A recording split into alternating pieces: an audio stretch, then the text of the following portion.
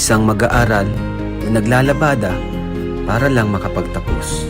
O di paano yung pambaon mo, pang ano mo, allowance mo, paano yun? Nakikilabada po. Natulong po ako kay mama. Naglalaba. Siya ay naglalakad ng 2 oras pauwi mula sa kanyang paaralan dahil wala nang maipamasahe. Ano? 2 oras? 2 oras na naglalakad papuntang school? Parang naiiyak ka. Wala kayo. Sobrang laki na. Ay, Maraming salamat. Matagal-tagal na po.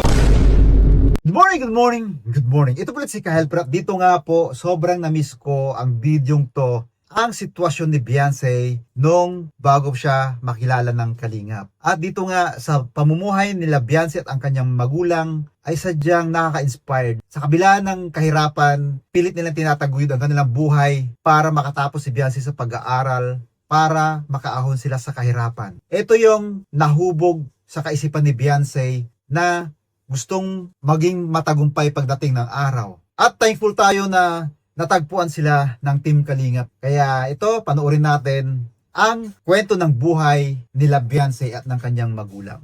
Isang kabataan na naman ang ating natulungan sa pamamagitan ng ating scouter. Siya si Beyonce. Bakit malungkot ka ba? Parang malungkot ka ngayon, Beyonce. Mata mo parang ano eh, medyo naluluha ka. Masaya lang po ako at nandito na po kayo. Masaya ka Masaya po. lang kasi napunta ka Opo. ng team ko. Isang mag-aaral na naglalabada para lang makapagtapos. O di paano yung pambaon mo, pang ano mo, allowance mo, paano yun? Nakikilabada po. Natulong po ako kay mama. Naglalabada ka rin? Grabe. Ibang damit yun. Opo. Binabayaran po. Naninirahan sa lumang bahay na ito na pag-aari ng kanyang lola dahil nagiba na ang kanilang tunay na bahay. Siya ay naglalakad ng 2 oras pauwi mula sa kanyang paaralan dahil wala nang maipamasahe. Ano? 2 oras? 2 oras na naglalakad papuntang school?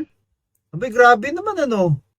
Grabe sakripisyo ni Beyonce pala noon. Hindi ko na maalala na ganun pala yung sakripisyo ni Beyonce. 2 hours siyang naglalakad papuntang school. Tapos pauwi 2 hours din. Grabe pala, no? Hindi biro yung mga kwento ng buhay ng mga natutulungan ng Kalingap, no? Sa iyong pamilya. 4,000 pesos. Salamat po. Parang naiiyak ka. Wala kayo. Sobrang laki na. Ay, Maraming salamat. Matagal-tagal na po yun ang budget nila. Hindi ba ako mag-isa lang ano? Ito po ang kwento ng buhay ni Beyonce, isang kabataan din na may pangarap maiahon ang kanyang pamilya sa kahirapan. Oh, I love Beyonce. Grabe, nakaka-inspired ka, Beyonce. Nakita ko ngayon yung sitwasyon na ng buhay ng pamilya mo, ng magulang mo. Natutuwa ang puso ko, no? At hindi lang ako, yung mga nagmamahal sa'yo, grabe, yung mga sponsors mo na grabe magsuporta sa'yo, viewers mo, followers mo, grabe. At saka, yung personality mo, no? Napaka lovable. Ito po ang kwento ng buhay ni Beyonce, isang kabataan din na may pangarap maiahon ang kanyang pamilya sa kahirapan. Oh.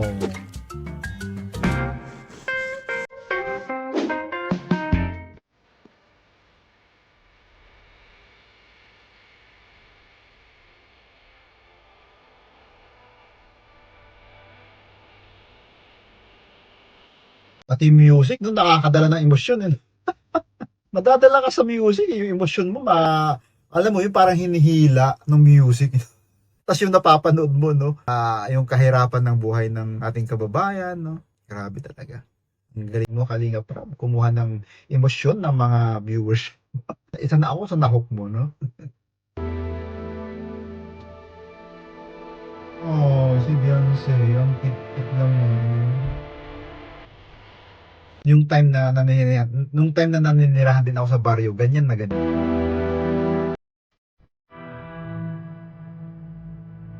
Ang cute, no?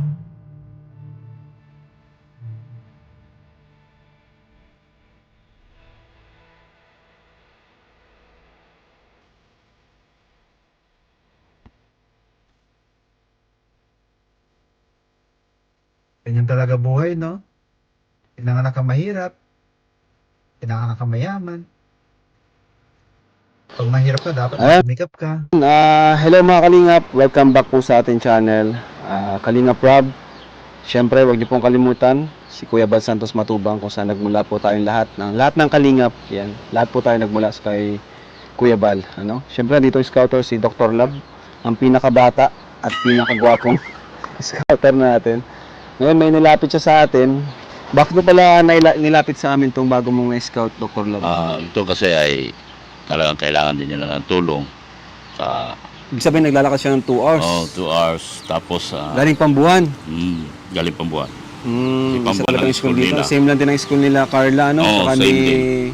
Sino yung si Rose Ann? Oo. Layo po talaga mga Kalingap. Layo. Saka wala sila, minsan naglalabada lang yung tatay at nanay niya. Tumatanggap silang labada dahil yung tatay niya paralyzed. Ayun. Yung likod hindi may sakit sa buto. Pangalawa, wala din talaga akong sapat na pantulong. Kaya inilapit ko sa iyo ito, Kuya Rab, kasi ikaw lang ang may pwedeng tumulong sa kanila. Sige, pasok na po tayo dito kina... Ano pangalan? Beyonce. Kina Beyonce. At alamin po natin kung ano po yung pwede nating may tulong sa kanya, no? So, tara mga Kalingap, samahan niyo po kami. So, ito po yung bahay nila, no? Tao po! Ay, yan, nandito si Beyonce, oh. Oh, Beyonce, pwede bang malagay mo dyan sa damit mo? So, ayan, Beyonce. Bago ang lahat, ako pala si Kuya Rab, Kalingap Rab. Kilala mo ko na? Kilala mo kami? Dito ka, medyo... Hindi ko po kayo maano. Ha? Ano? Kilalang kilala Napaka-lovely ng personality ni Beyonce, no? Ang cute. po. Kilala. Ayun. So, di tayo masyado magpapakilala, ano? So, matagal ka na palang na-scout ni Dr. Love and matagal ka na rin niya sa akin nalalapit. And ngayon lang kami nagkaroon ng time para makadaan dito, ano? So, ayan. Kumusta naman Beyonce dito sa bahay niyo? Kumusta? Pwede bang ikwento yung magpakilala ka sa akin at sa mga viewers? Ako po ay isang ano lang po. Dalaga pong nagpapasok po sa Pambuhan. Ano po, pumapasok po kami ng kapatid ko. Pag umaga po na ano po. Maaga lang po ang gising namin tapos pumapasok po kami ng mga 6 po. Papunta po ng Pambuhan po. Tapos paghapon po, naglalakad na po kami pa uwi ng kapatid ko. Ang bahay po namin, anak po. Medyo butas-butas na rin po yung Medyo bubo. butas-butas. Na ano na din po pag naulan. Ako po ay grade 11 na po. Nais ko po sanang ano po, tulungan po sila mama. Sila mama mo. Opo. Bakit? Kasi po Bakit? si Papa po hindi po nakakapagtrabaho at ano po. May ano din po, diferensya po si Papa. Hindi po siya natagal sa trabaho at yung paa niya po. Anong paralyzed? Ganun? Opo, parang ganun po. Kaya po gusto ko pong matulungan po sila. Papasalamat nga po ako kay Doc Love at nilapit po ako sa inyo. And anong klaseng pamilya ang meron kayo? Simple lang po. Simpleng buhay lang po. Si mama po, nakikilabada po. Nakikilabada lang po si mama pag wala po kaming Walang-wala po talaga kami. Tapos, pag hindi naman po nakikilabada, napunta po silang bundok. Kung ano man po na hingi po silang tulong sa sa tita ko. Nakikialaga lang din po sila ng baboy. Nakikialaga ng baboy. So grabe pala hirap pa lang din talaga ng buhay nyo dito. Opo. Kahit mahirap ang buhay, ano yung gusto mong marating sa buhay mo? Kahit ganun na pagsubok na pinagdadaanan mo. Gusto ko Ano lang yung pangarap mo? po. Ano yung pangarap mo? Gusto ko pong maging flight attendant po. Flight attendant. Wow! Ganda yan. Pagbutihin mo, no? Pinakapangarap mo talaga. Wow. Para po pag naging flight attendant na po ako naman po yung tutulong kila mama. Kila mama mo. Opo. Ano yung mga dinanas yung dito, Beyonce? Yung mga pagsubok? Marami na po. Marami na. Gaya, Halos hindi sanay ka na sa mga pagsubok dito sa dito sa bahay niyo? Opo. Maraming hirap na andito. Pinagdaanan niyo? Opo. Anong pinagkukunan mo na lang ng lakas, Beyonce? Bakit ka pumapasok ng 2 oras? Sila mama din po. Sila mama niyo. Gusto ko din po silang ian po sa hirap. Iyahon sa hirap. Lahat ng ito, ginagawa mo para sa iyong magulang, Opo. sa iyong pamilya. Ano ba yung pangarap mo para sa kanila, Beyonce? Gusto ko po sila ilayo dito sa lugar na po na ito. Sa lugar na to? Bakit naman? Ayaw mo na dito? Hindi po. Ano lang? May mga ano po kaya, may mga hindi po pagkakaintindihan dito sa ano pong ito lugar. Yung kapatid po ng papa ko, nagkaano po sila, nagkaaway po sila, hindi po sila magkaintindihan. Parang Grabe, api ano? din po kami dito. Naapi din kayo dito. Anong ginagawa niyo pag may mga ganung pagkakataon na parang... Sinasabi ko lang po kay mama na kaya po namin yun. Malalagpasan din po namin yung mga pagsubok na yun. Yun yung sinasabi mo, kina mama mo. Paano mo sila ina-encourage mga magulang mo at yung pagkapamilya mo? Magtatapos po ako ng ano. Sabi ko po sa kanila, magtatapos po ako. Iyaawang ko po sila dito sa kahirapan. Iyaon mo sila kahirapan. Opo. Yan ang maganda no sa isang Beyonce na naisip niya yung mga ganyang bagay na gusto niyang ihang sa kahirapan ng kanyang magulang, no.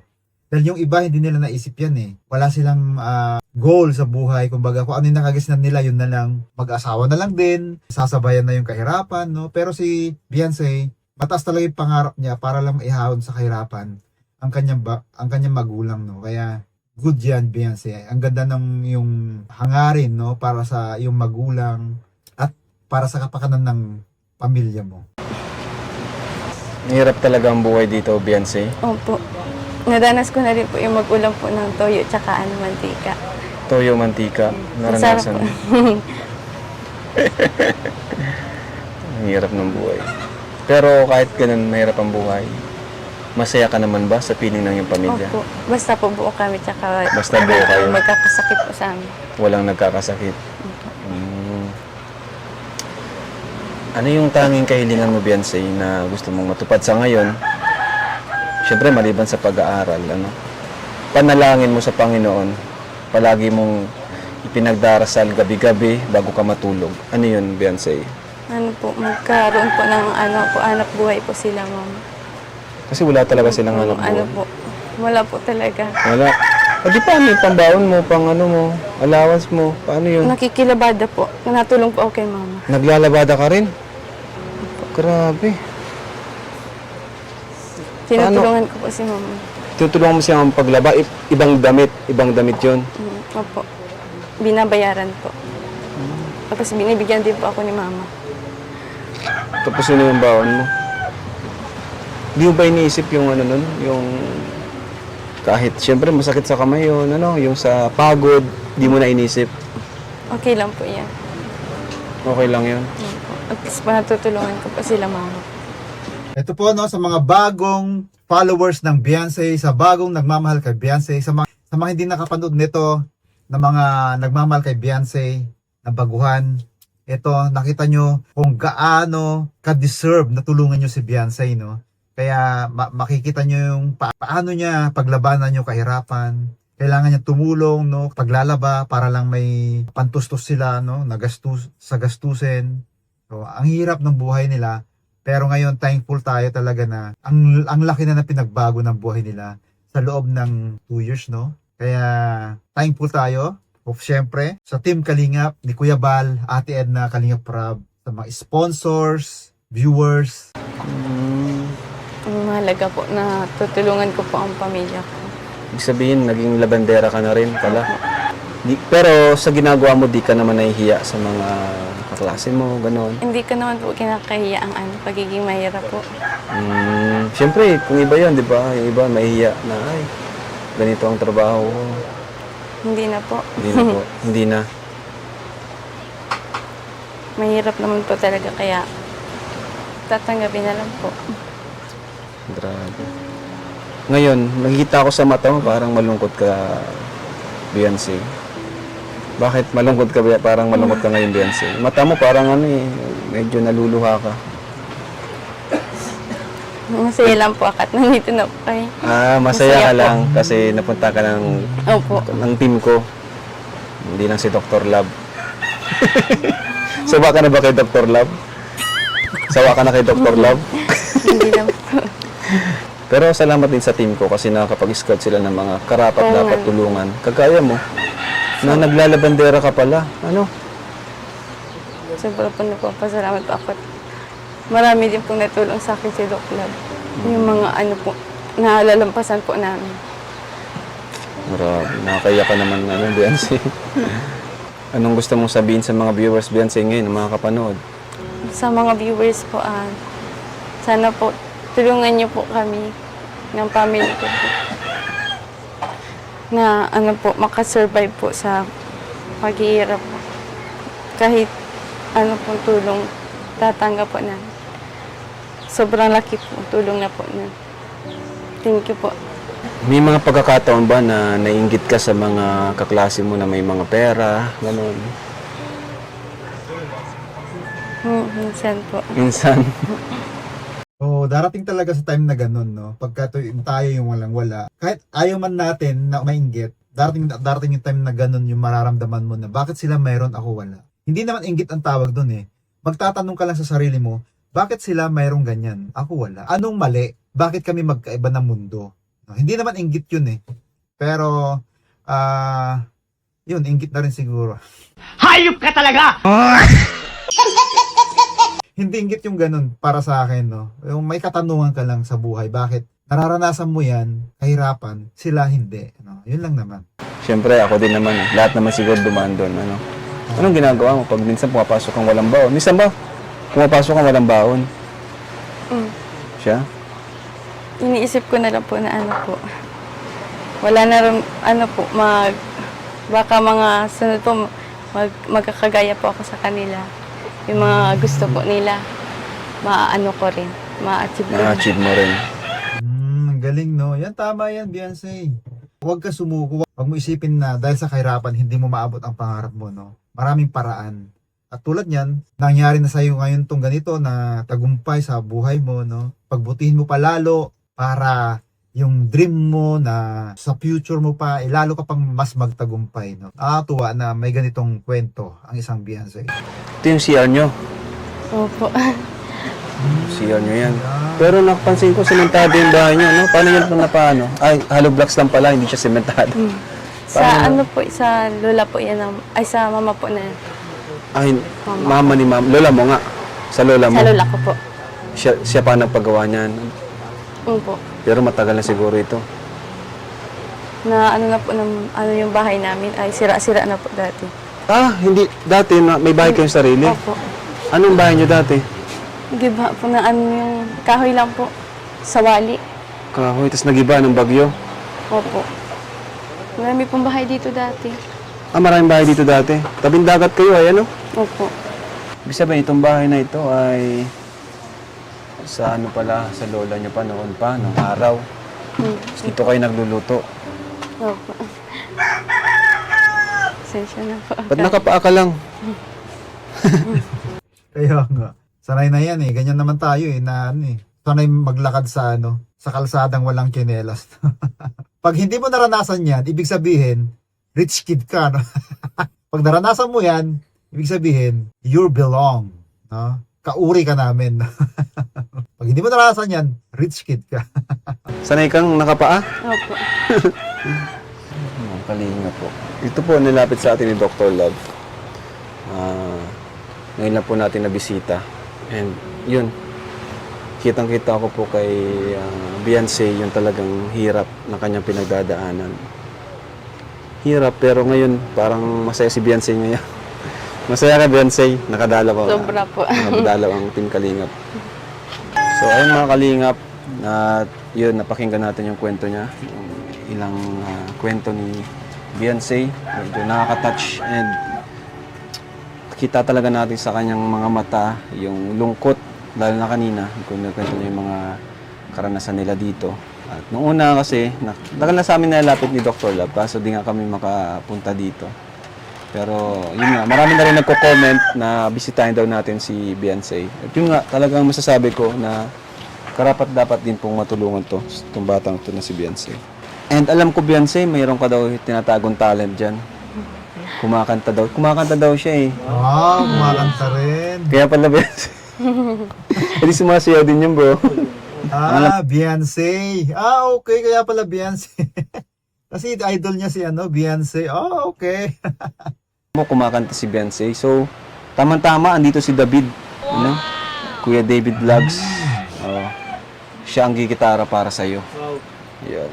Naharanahin ka niya. Ay, haranahin. Mas kanta kayo ng sabay. Tama ba? O magitara ka lang? Ay, grabe, baka magselos dyan. Wala na. Kakanta lang. O, sige. Pakita natin yung kanyang talent para sa mga viewers. Ito pong kantang ito ay inaalay ko po sa mga viewers po. Sana po magustuhan po ninyo ang kakantahin ko ngayon. Beyonce, palakpakan natin si Beyonce. Napakagaling naman kumanta. Ito. Meron kami dalang groceries para sa inyo, Beyonce. Sana makatulong sa inyo. For the meantime, and ito, may bigas. Sobrang laki na po tulong niya. Buksan natin.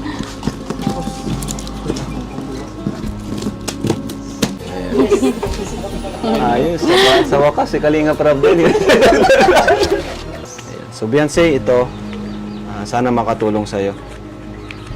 Sa iyong pamilya. 4,000 pesos. Salamat. Wow. Parang naiiyak ka.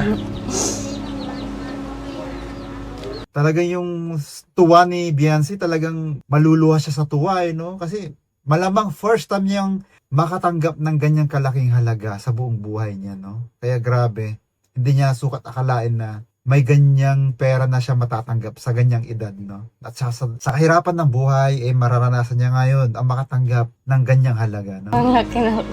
Ang laki Sobrang daw, laki. diba? Maliit yung binibigay ni Dr. Love, ano? Maliit pala. Nalakihan si Beyonce sa 4,000. Alam na kung magkano binibigay nito. At least meron, no? Malaking tulong po ito sa amin. Grabe, no? Salamat po, Kalinga. Palakpakan natin. Salamat po. Beyonce, at ang bago nating natulungan. And syempre, si Dr. Love din. Thank you. Thank you po. Sobrang. Kalinga. Bakla, thank you po. Doc Love. Pinasalamatan ka. Mga Kalingap, salamat po sa patuloy na pagsuporta panibagong kabataan ng ating tulungan na porsigido at may pangarap na makapagtapos ng pag-aaral. So, thank you. Pagpaalam ka sa mga viewers. Sa mga viewers po, salamat po sa Ha? Si Nanay, pinaiyak niyo si Nanay. Nay, ikaw Nay, anong gusto mo sabihin, Nay? Si nanay. Oh. Maraming salamat po sa tulong na nanay sa anak. Kasi Grabe, no? ang ganyan bagay. Wala po kami sa amin tumutulong na talagang mag-isa lang po ako namin. Tataguyod lang namin. Maraming salamat po. Hindi nga marami. Matagal-tagal na po yun ang budget nila sa school. Kasi naglalakad po sila pag Maglalakad talaga. Grabe.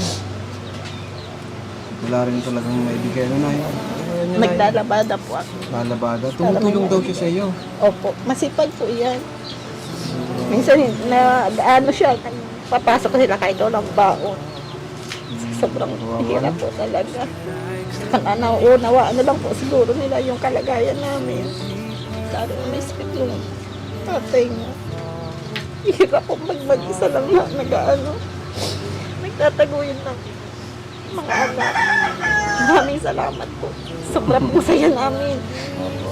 Malaking tulong po yan sa amin. Wala naman ay, wala naman.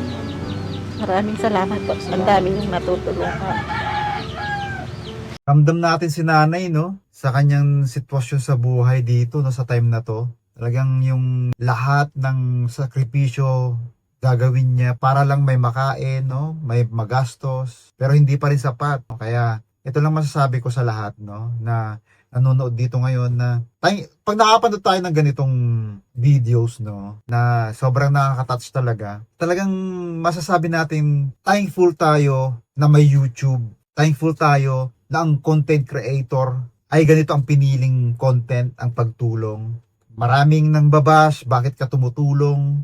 Maraming kung ano-ano sasabihin, pero huwag na natin isipin yung mga ganung bagay na ang mahalaga, nakita natin na may talagang natutulungan, no? At proven na yan, nakita na natin yung resulta. Ngayon si Beyonce ay talagang napaka-successful na. Kanyang magulang, no? May tindahan na sila ngayon. Mga sponsors na nagmamahal, mga viewers. Kaya salamat sa inyo talaga, tayo, no? Na nagsasama-sama, nagsusuportahan para ang tulad ng pamilya nila Beyonce at pamumuhay ni Beyonce ay makaranas po ng kaginhawaan sa buhay at nangyari na po ngayon.